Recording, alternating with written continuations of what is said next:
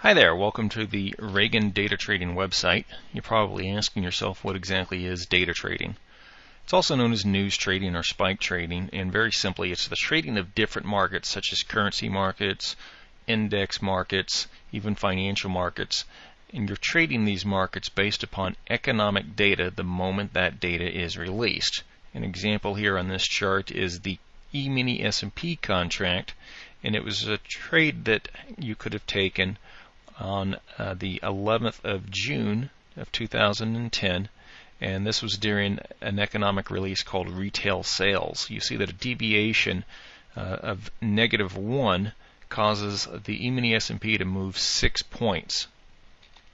It's really an attempt to capture that spike as it's taking place, as the markets are reacting to these numbers as they're coming out. The economic data we would look at would be things such as employment numbers, gross domestic product, consumer confidence, interest rates, things of that nature. When economic data is released, it's done at a very precise moment, and in the build-up to that moment, the markets will start to move in the direction of what's called the forecast data. Now, when the actual data is released, there can be a sudden spike caused by what's called the deviation. The deviation is the difference between the forecast data and the actual data. Here's another E-mini S&P chart. When the CPI numbers came out, there was a positive deviation of only 0.1%. So there was a move in the market of about 5 points there in the E-mini S&P.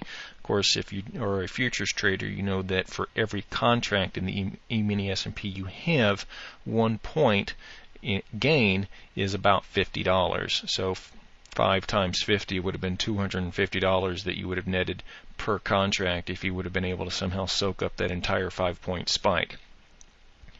Here's another example. You have a deviation of -85,000 on the non-farm payroll numbers, and it caused a 6-point spike downwards in the E-mini S&P.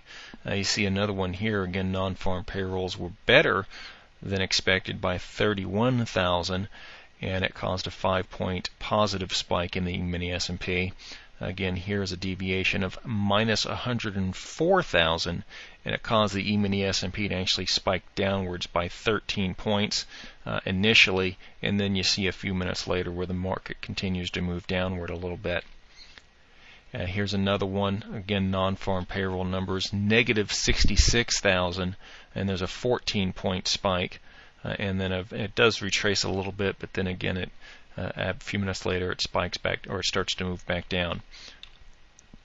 Here's one where +50,000 in, again, non-farm payrolls gave an 8-point spike upwards, and then you see a few minutes later it continues in that upward movement, probably causing an uptrend for the whole day. Again, another one here, non-farm payroll, the E-mini S&P, 91,000. It was plus 91,000, so the market moved almost 8 points. So what you're looking to do is capture at least a small percentage of that almost 8-point spike that happened there. Here's some video of these spikes as they're actually occurring. The program that you see above there is the program that gives me the economic numbers as they're coming out and allows me to actually try to capture these portions of these spikes as they're happening. This is the United States ISM manufacturing, and you saw a spike there that happened when it came out with a positive 2.9 deviation.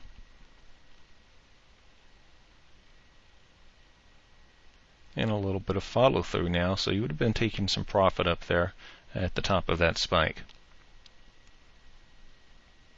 And here's just a few minutes later, you do see that it follows through and continues in an upward fashion just a few minutes after that initial spike takes place.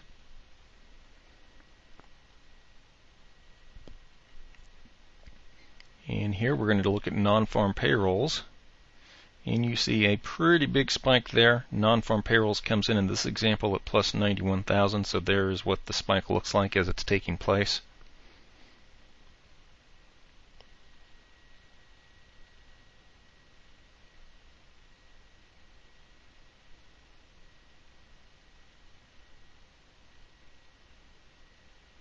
Still moving upwards.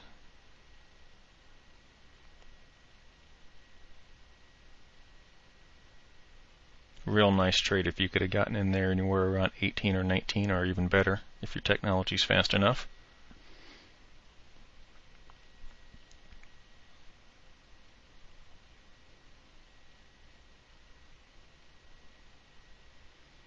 And here we have Canadian IVPMI. This was an actual currency contract. This is the Canadian dollar.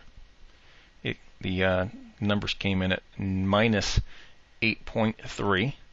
So that caused the Canadian dollar futures contract to drop pretty significantly, about 30 ticks there.